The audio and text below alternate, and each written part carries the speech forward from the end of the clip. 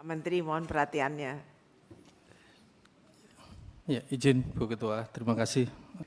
Selanjutnya dari PKS, diwakili Pak Slamet.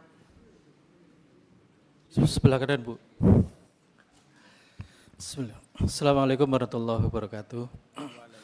Ibu Ketua dan Pak Yuhan yang duduk di depan yang saya hormati, rekan-rekan anggota yang saya hormati, Bapak Menteri dan seluruh jajaran KKP yang juga saya hormati. Masih suasana Syawal, menyampaikan mohon maaf lahir batin. Mudah-mudahan setelah ini, setelah memaafkan, kita lancar urusannya, insya Allah. Ada beberapa pimpinan yang ingin saya sampaikan. Yang pertama terkait dengan PHLN. Ya, di sela-sela anggaran yang memang terbatas ini tentunya ya ini satu langkah yang memang diperlukan. Cuma mohon maaf, saya berpikir izin Pak Menteri.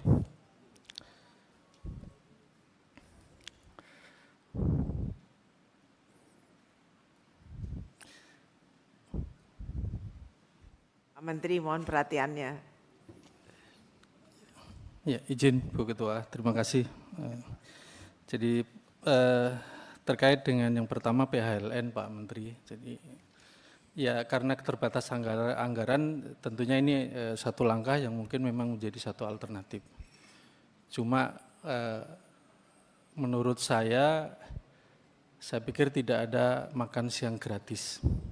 Artinya mohon ini menjadi catatan kita bahwa kepentingan nasional tetap menjadi menjadi dasar dari kita semuanya. Nilai-nilai merah putih harus tetap.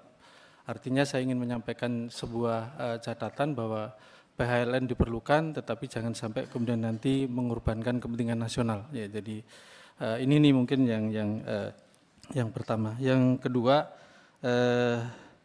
ya terkait dengan anggaran yang ada, ya saya juga agak menyoroti tadi disampaikan oleh Bu Alin, ada perbedaan yang nyata juga antara PSDMKP dengan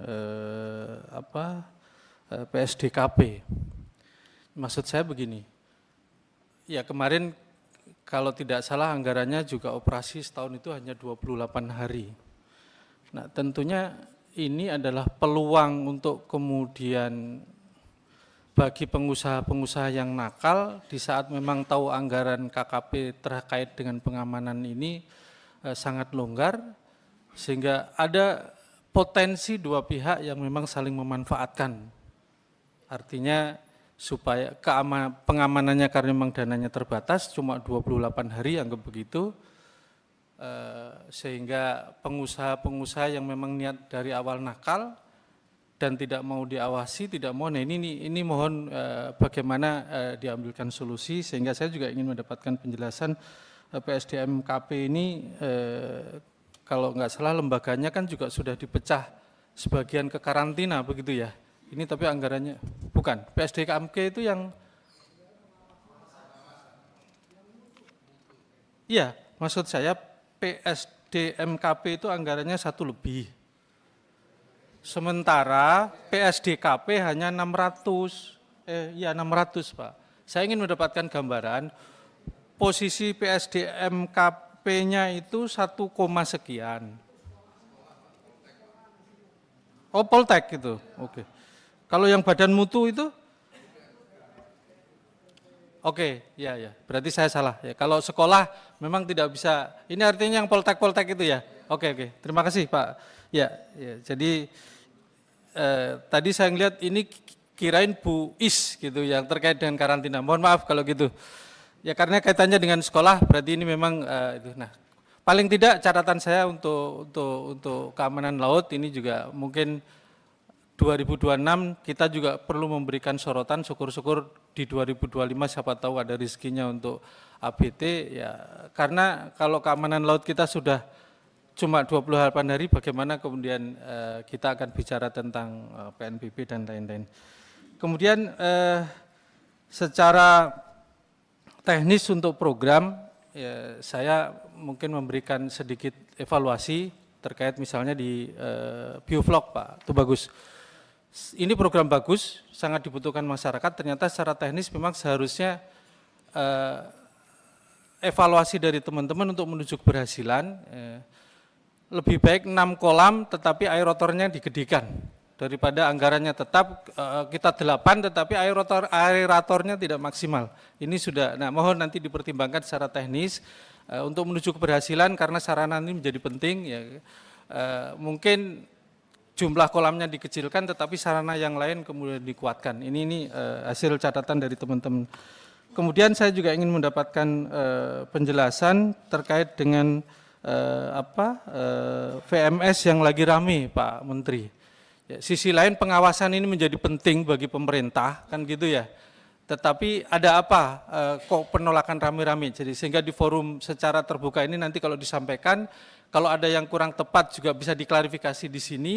Apakah sosialisasinya yang kurang atau memang ya kadang ada pengusaha-pengusaha yang memang memanfaatkan ini memelintir itu untuk kemudian kepentingan mereka. Nah, mohon dijelaskan secara gamblang sehingga kami sebagai wakil rakyat juga bisa di tengah-tengah. Artinya kepentingan nelayan tetap kita bela, tetapi kita juga harus tahu posisi pemerintah ini ada di mana supaya nanti kita bisa tengah-tengah.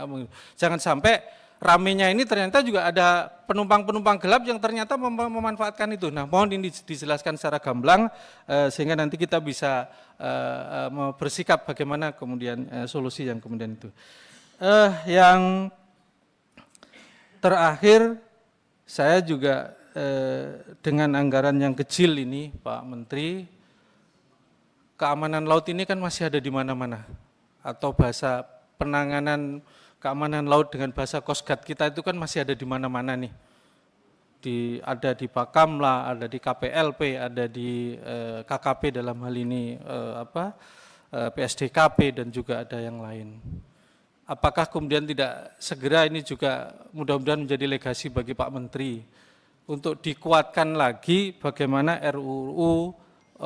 Jadi anggaran yang kecil tersebar-sebar kalau ini disatukan mudah-mudahan keamanan laut semakin kokoh gitu sehingga usulan saya mohon dipertimbangkan, dikuatkan dan kami insya Allah akan mendukung terkait dengan RUU Coast Guard di kita.